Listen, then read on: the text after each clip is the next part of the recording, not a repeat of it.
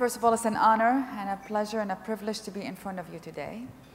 I did not expect, as I started my life, to be an NGO leader, nonprofit leader, to be sitting in front of business leaders. So that's a good day, and a day where I hope we can start more and more collaboration in one world. You see, we live in a world where we're trying to see what we can do about poverty or HIV or the market economy or more jobs or better health or more food, whatever it is. And we forget. And so we get busy in the forests and the oceans and all of the complexities of the puzzle. And we forget that actually the simplest part that unites everything together is simply women and girls. You name whatever issues the world is working on. Poverty, 2/3 of the most impoverished population in the world are women.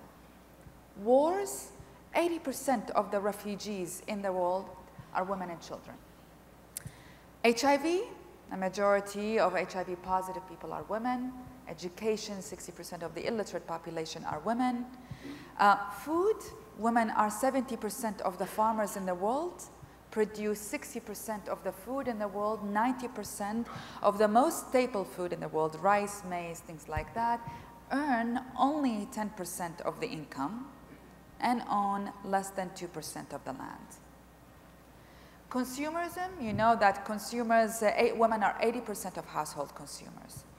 Whatever you want to touch, whatever subject you want to touch, women are simply the issues. Economic growth, according to The Economist, female employment in rich countries have been the main driving force of the economy in the past few decades, contributing more to GDP growth than new technology in China or India. One of the things that we talk about at Women for Women, and I will talk about it in a second about what we do, is how do we actually reach the businesses so they can employ the women that we are working with. And we are providing education for the women that we are working with. What I'm asking you today is to consider the opposite. How can you bring education and support and emotional social support for the women that you are employing in China, in whatever countries that you are working in? So it's not this way, but it's the other way as well. You cannot do business for social responsibility if, again, your approach is segmented. If you can't have 80% of your consumers are women, if 90% of your employees are men, and if your senior management or your board of directors are not representative of the very clientele that you are working with. When I came at the age of 20 to America, I never thought that I would do anything, I would be able to do anything. But 2 years after my staying in America, I realized that there was a war in Bosnia. It was for me the same month I learned about the Holocaust. Yes, I did not know about the Holocaust when I was in Iraq. They did not teach us that. So it was the same month I'm learning about the Holocaust here in America at George Mason University. And I learned, and the same footage, very similar images were in the Newsweek and Times Magazine of concentration camps. I was like, but we said never again there, and why are we not doing this? And why are we doing it right now? And we're not outraged still. And I find our lack of outrage the most amazing thing, because that was 1993.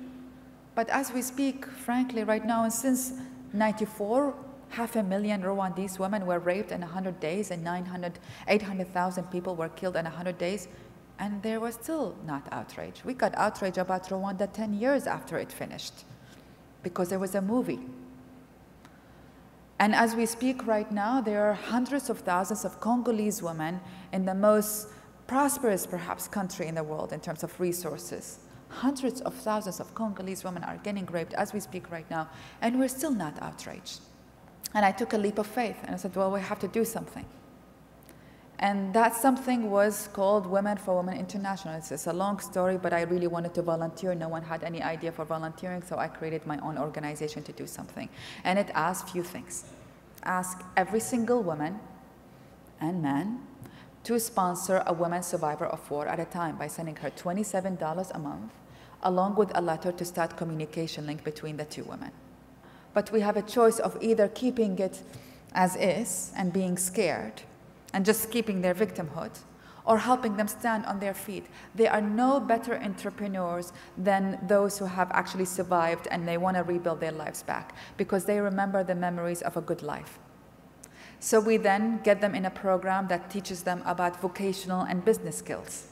And as a result, we actually have great partnerships. We just launched a partnership of 1,500 employment for Afghan women in Afghanistan. And we've already had 400 employments for Bosnian and Kosovar and Rwandese women so far, producing handbags and gloves and hats and things like that.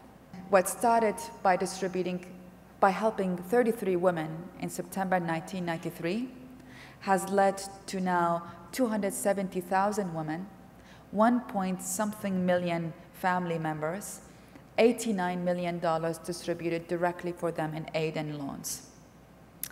And it happened for a few reasons, if I may share the last lessons. It happens, I think, because it wasn't one person, it was every person can be part of this program. Every woman and every man can be part of this program.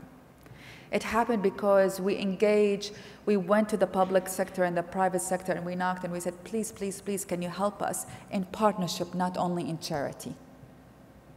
It happened because sometimes you have to have courage and jump off the cliff and not know where you're going to land, but it's worth it.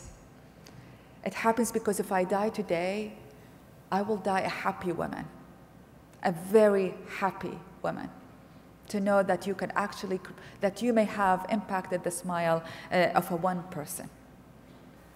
So I'm talking with the business community, and it's a choice.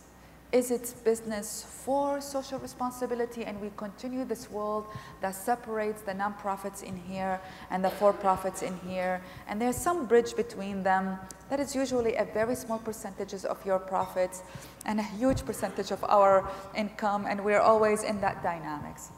Or we can change the whole model, and we can all look to how do we work together as one world, solving one issue, addressing one clientele, and working on making it better. And that, everyone is looking forward for your arrival in big ways.